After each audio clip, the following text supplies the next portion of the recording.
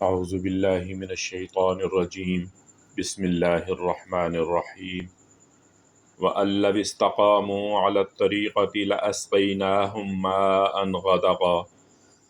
اے نبی صلی اللہ علیہ وسلم کہہ دیجئے، لوگ اگر راہ راست پر ثابت قدمی سے چلتے تو ہم انہیں خوب سیراب کرتے۔ لِنَفْتِنَهُمْ فِيهِ وَمَن يُعْرِضْ عَن ذِكْرِ رَبِّهِ يَسْلُكْهُ عَذَابًا صَعَدًا، تاکہ اس نعمت سے ان کی آزمائش کریں، جو اپنے رب کے ذکر سے منہ موڑے گا اس کا رب اسے سخت عذاب میں مبتلا کر دے گا۔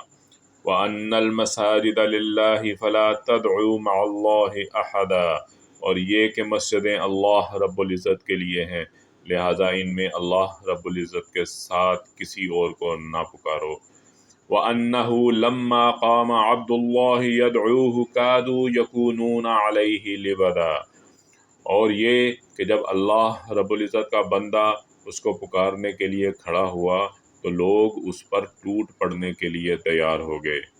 قُلْ إِنَّمَا أَدْعُو رَبِّي وَلَا أُشْرِكُ بِهِ أَحَدًا، اے نبی صلی اللہ علیہ وسلم کہہ دیجئے، میں تو اپنے رب کو پکارتا ہوں اور اس کے ساتھ کسی کو شریک نہیں کرتا۔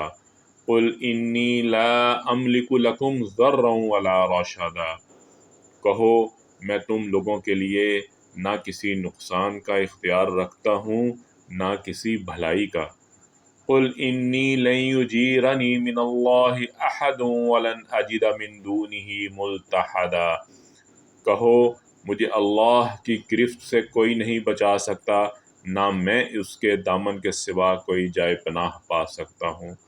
إِلَّا بَلَاغًا مِّنَ اللَّهِ وَرِسَالَاتِهِ وَمَن يَعْصِ اللَّهَ وَرَسُولَهُ فَإِنَّ لَهُ نَارَ جَهَنَّمَ خَالِدِينَ فِيهَا أَبَدًا، میرا کام اس کے سوا کچھ نہیں ہے کہ اللہ رب العزت کی بات اور اس کے پیغامات پہنچا دوں۔ اب جو بھی اللہ اور اس کے رسول کی بات نہ مانے گا اس کے لیے جہنم کی آگ ہے، اور ویسے لوگ اس میں ہمیشہ رہیں گے۔ صدق اللہ العظیم۔